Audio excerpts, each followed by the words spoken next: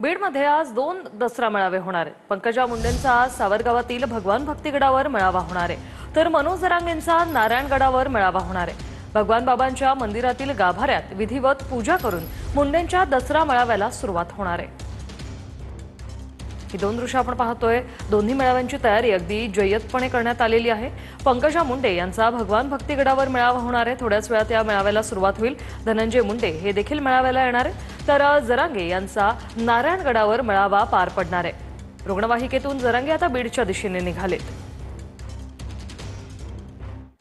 पंकजा मुंडेंचा आज सावरगावातील भगवान भक्तिगडावर मेळावा होणार आहे। आम्ही मेळाव्याला कुणाला आमंत्रित करत नाही असं पंकजा मुंडे यांनी म्हटलंय। धनंजय मुंडे मेळाव्याला येतायत असं कळलं असंही पंकजा मुंडे म्हणाल्या, तर मला परवा मेसेज केला होता, मी मेळाव्याला जाणार असं धनंजय मुंडे म्हणतायत।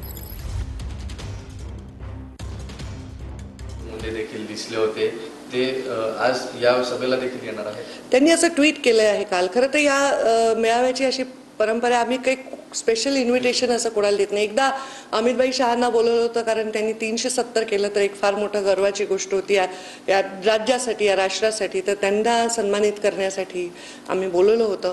बाकी आम्ही कोणालाही इथे या असं निमंत्रण देत नसतो, कारण ही भगवान बाबांची म्हणजे परंपरा आहे आणि तिथे जे भगवान भक्त ते येत आहेत। मागच्या वेळी धनंजयनी आले होते आणि यावेळी ते येणार आहे असं मला त्यांनी सांगितलं, तर जे तिथे येणार आहेत त्यांचं स्वागतच आहे।